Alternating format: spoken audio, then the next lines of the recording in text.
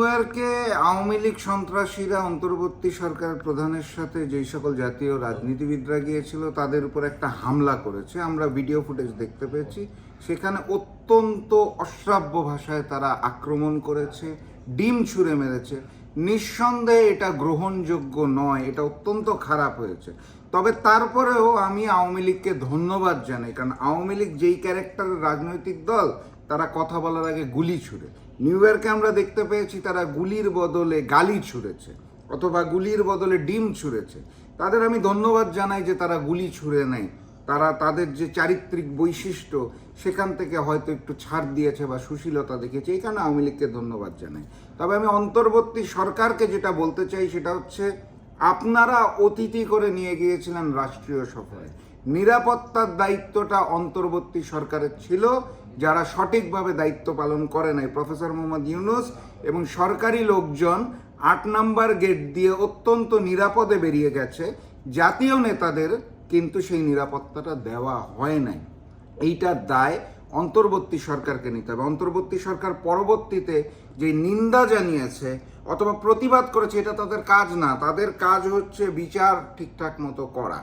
তারা নিন্দা জানিয়ে দায় সারতে চায়।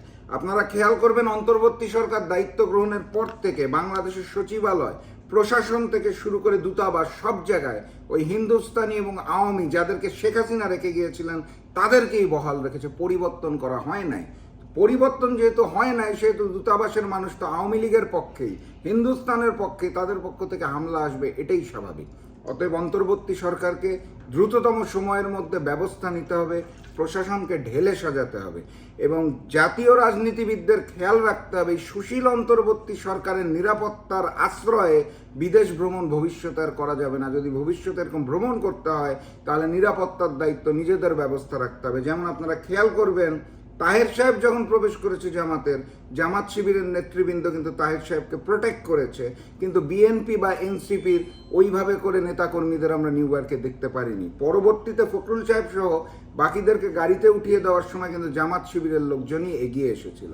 অতএব দায়িত্বটা নিজেদের নিতে হবে। এই সুশীল অন্তর্বর্তী সরকারের উপর দায়িত্ব দিয়ে নিরাপদে বিদেশ ভ্রমণ করা অথবা দেশেও রাজনীতি চালানো আমি মনে করি না খুব একটা সঠিক হচ্ছে, কারণ তারা সঠিক প্রক্রিয়ায় পরিবর্তন এবং বিচার ব্যবস্থা করতে পারছে না। দেখুন, আওয়ামী লীগ একটি সন্ত্রাসী সংগঠন। তারা রাজনীতি করে না, তারা অপরাজনীতি করে।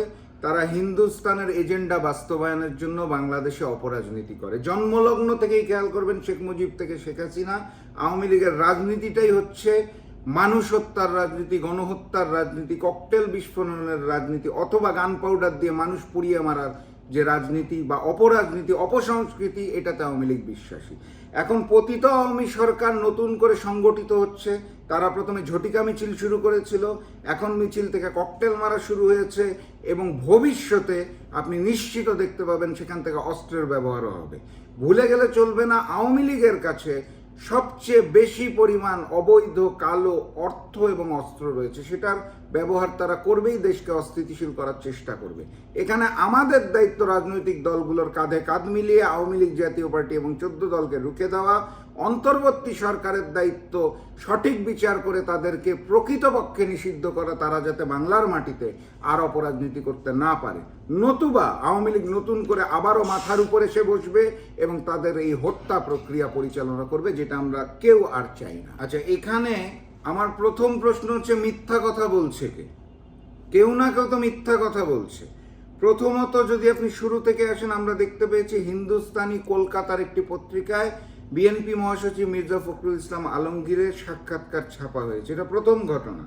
দ্বিতীয় ঘটনা যদি আপনি দেখেন তাহলে দেখতে পাবেন যে বিএনপির মিডিয়া সেল সোশ্যাল মিডিয়াতে পোস্ট দিয়ে জানিয়েছে যে তথ্য সন্ত্রাস করা হয়েছে, অর্থাৎ মির্জা ফখরুল ইসলাম আলমগীর যে বক্তব্য দিয়েছে সেটাকে বিকৃতভাবে প্রচারণা করা হয়েছে। অর্থাৎ বিএনপি মিডিয়া সেল স্বীকার করলো যে মির্জা ফখরুল ইসলাম আলমগীর সাক্ষাৎকার দিয়েছেন, কিন্তু তথ্য বিকৃত করা হয়েছে। তৃতীয় ঘটনা, মির্জা ফখরুল ইসলাম আলমগীর আমেরিকা থেকে জানিয়েছেন উনি কাউকে কোনো সাক্ষাৎকারই দেন নাই, ভারতীয় কোনো মিডিয়াকে। অর্থাৎ দ্বিতীয় তৃতীয় ঘটনা যদি আপনি পর্যালোচনা করেন, বিএনপি মিডিয়া সেল বলছে সাক্ষাৎকার দিয়েছেন, তথ্য বিকৃত করা হয়েছে, আর মির্জা ফখরুল ইসলাম আলমগীর বলছেন উনি সাক্ষাৎকার দেন নাই। কেউ না কেউ তো মিথ্যা কথা বলছে। চতুর্থ ঘটনা, আপনি যদি হিন্দুস্তানি পত্রিকাটি দেখেন, তারা নিউজটার মধ্যে অনলাইনে প্রথমে মির্জা ফখরুল ইসলাম আলমগীর এবং আন্দোলন সংগ্রামের একটি কোলাজ ছবি দিয়েছিল। পরবর্তীতে ফখরুল সাহেব যখন বললেন উনি সাক্ষাৎকার দেন নাই, তখন সেই রিপোর্টার সাক্ষাৎকার নেওয়ার ছবি বিএনপির গুলশান অফিসে মির্জা ফখরুল ইসলাম আলমগীর যে সাক্ষাৎকার দিয়েছেন সেটার ছবি কিন্তু অনলাইনে প্রকাশ করে দিয়েছে। মির্জা ফখরুল ইসলাম আলমগীর বলেছেন যে এআই এর মাধ্যমে এই রিপোর্টটা তৈরি করা হয়েছে। আমি এতদিন পর্যন্ত আর্টিফিশিয়াল ইন্টেলিজেন্স এআই সম্পর্কে জেনেছি যে এআই দিয়ে মিথ্যা ছবি বানানো যায়, ভিডিও বানানো যায়। মির্জা ফখরুল ইসলাম আলমগীর বক্তব্যের মাধ্যমে আমি জানতে পারলাম আজকাল নাকি এআই দিয়ে নিউজও বানানো হচ্ছে। কিন্তু বাস্তবতা হচ্ছে এটা যদি মিথ্যাও হয়ে থাকে তাহলেও বিএনপির মিডিয়া সেল এবং ফখরুল সাহেবের তথ্য এবং মন্তব্য কিন্তু এক হচ্ছে না।